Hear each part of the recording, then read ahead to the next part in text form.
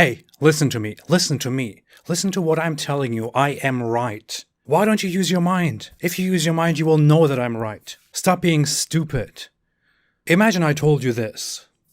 Would that mean I encourage thinking or critical thinking? Would that mean I encourage reason and rationality? No! Oh, thank you, kids. If I tell you that I am right and that you must listen to me and say, why don't you use your mind? That does not mean I encourage critical thinking or thinking. Only a complete idiot would suggest something like that. Throughout my life, I heard so many times that Islamic scholars suggest that the Quran encourages critical thinking and reason and rationality, that it tells us to think. That, of course, is nonsense. Yes, the Quran does say, won't they reason? Won't they think? Will they not ponder? Why do you not think? Are you dumb? But that is similar to the example that I gave at the beginning. It's even worse. That does not encourage thinking. That encourages obedience and bullies people for thinking for themselves. So many scholars actually give Quran verses as examples, which encourage us to think or to give thought. Let's look at them. For example, in Quran chapter 2 verse 266, it says, Allah makes his signs clear to you, that you may ponder. This does not mean the Quran encourages you to think reasonably and to come to conclusions. It says, this is what I show you. If you use your mind, you will understand that this is true. That's not critical thinking. In chapter 3, verse 137, it says, travel through the earth and see the end of those who denied the truth. That does not encourage thinking.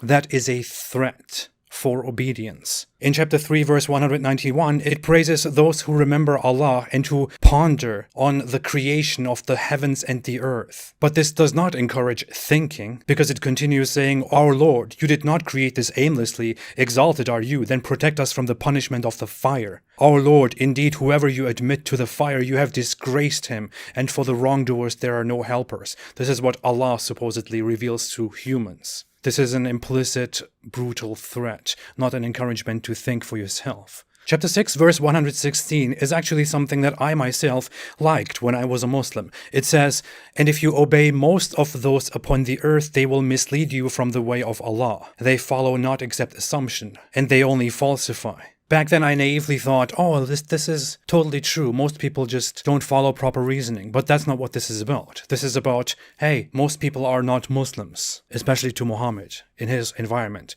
Don't follow them. They will misguide you from the true path, which is the only path that you are supposed to follow. This is not reasoning. Ironically, Quran chapter 7 verse 179 says that Allah created people for hell, who have hearts with which they don't understand, eyes with which they do not see, and ears with which they do not hear, and they are like livestock. It doesn't tell us to think, it says that these people are unable to think and they are less than livestock. And they are bound to go to hell and burn there forever. This does not encourage thinking. In chapter 8, verse 22, when it says, the worst of living creatures in the sight of Allah are the deaf, dumb, and those who don't reason, this does not mean that those who don't think are not good and you should think so that you are good.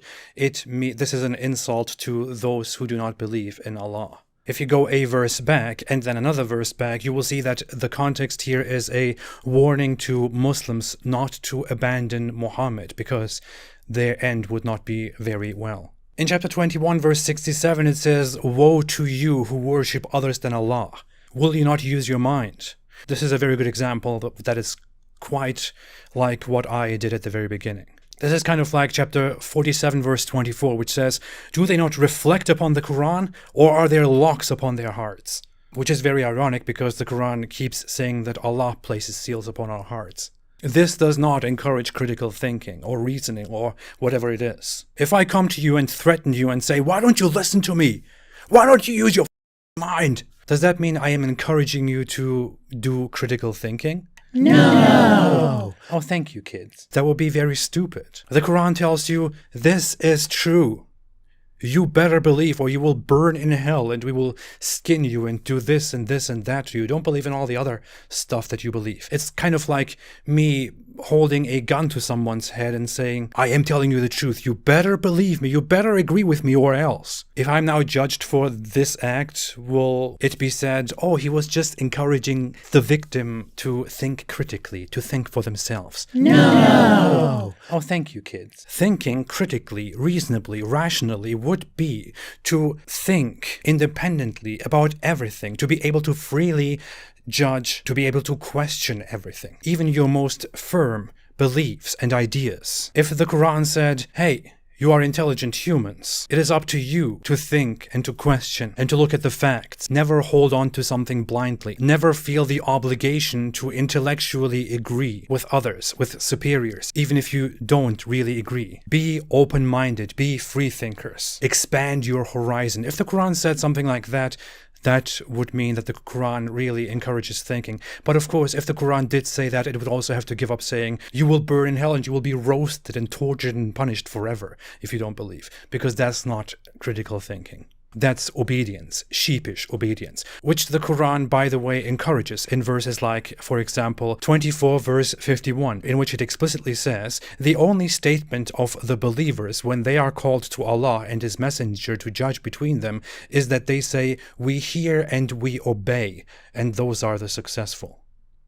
The Quran says in chapter 33 verse 36, it is not for a believing man or a believing woman, when Allah and His Messenger have decided a matter, that they should thereafter have any choice about their affair, and whoever disobeys Allah and His Messenger has certainly strayed into clear error.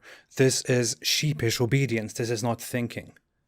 Islam literally means submission, surrendering to Islam, to the message of Islam. You're supposed to follow very specific guidelines in thinking and in acting. That is not in alignment with critical thinking. I can go back into my own mind and reflect and think about everything that I do and that I think, and question my own thoughts right now, over and over again, and I can change the most fundamental ideas that I have if I come to the conclusion that I am wrong about something. Muhammad, on the other hand, says very clearly, Satan comes to some of us and asks us questions such as, who created this and who created that, until he comes to the question, who created Allah? And if Satan does that to us, we should seek refuge in Allah and should stop thinking about such futile things.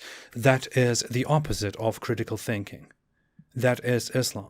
In conclusion, given the very clear evidence, it is very obvious that Islam does not encourage critical thinking. On the contrary, Islam is against critical thinking. Islam is against freely using your mind. Islam demands you to think only a very specific way and to be obedient. That is what Islam is, and an obedient, submissive person is what a true Muslim is, according to the Quran itself. And I'm not saying Islam is supposed to have critical thinking. I'm not saying it doesn't have critical thinking, therefore it is wrong. I understand that Islam is not meant to encourage thinking and critical thinking. But then, people need to stop arguing that Islam does encourage critical thinking and reason and rationality. It clearly doesn't. Critical thinking and Islam are separate, they don't combine. And I would choose critical thinking over Islam every day. Was that the right hand? I don't know. Thank you for listening. If you like this video, please don't forget to like, to subscribe, and to share, and turn on the notification bell and all that. If you like what I'm doing and if you want to support this channel, please support me on Patreon or on apostateprophet.com. Thank you all so much. I will be back very soon. Have a fantastic day and stay away from Islam. Won't you use your mind? Stay away from Islam or else. It's just a suggestion. Stay away from Islam.